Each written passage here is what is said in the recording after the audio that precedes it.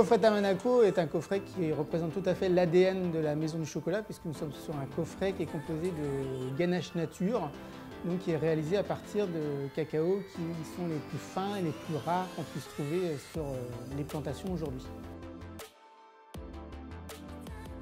Vous allez d'abord découvrir des cacaos qui vont avoir tantôt des notes plutôt acidulées fruits rouges ou des notes plutôt fruits jaunes. Ensuite, on va s'envoler plutôt dans les Caraïbes avec la République dominicaine, où là, on va plutôt trouver des cacaos qui ont des notes de fruits secs et un petit peu de pain brioché un petit peu grillé. Ensuite, je vais vous transporter vers l'île de Madagascar, où là, nous allons être sur des cacaos qui vont être épicés. Et on terminera notre voyage en Afrique occidentale avec le Ghana, où là, vous allez avoir un cacao qui va être très corsé, avec des notes presque de café grillé.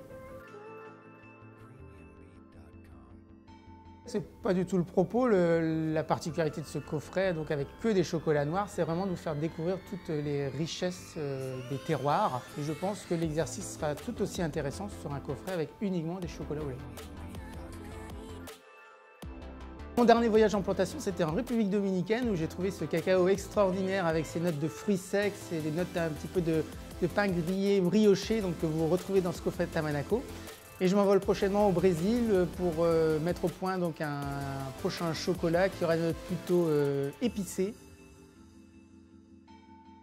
Les critères pour reconnaître un bon chocolat, je dis toujours que déjà, d'un point de vue visuel, il faut qu'il ait une note brun à cajou. Quand vous le croquez, en fait, ce chocolat, il faut qu'il y ait un enrobage qui soit fin. Et dans la dégustation, il faut vraiment que vous ayez ce que j'appelle de la longueur en bouche, c'est-à-dire qu'une fois que vous l'avez ingéré, en fait, qu'est-ce qui se passe? Est-ce que finalement il n'y a plus rien ou est-ce que justement vous avez cette note chocolat qui reste là et qui persiste en bouche? Et ça, c'est vraiment très typique d'un chocolat, d'un cacao rare et fin.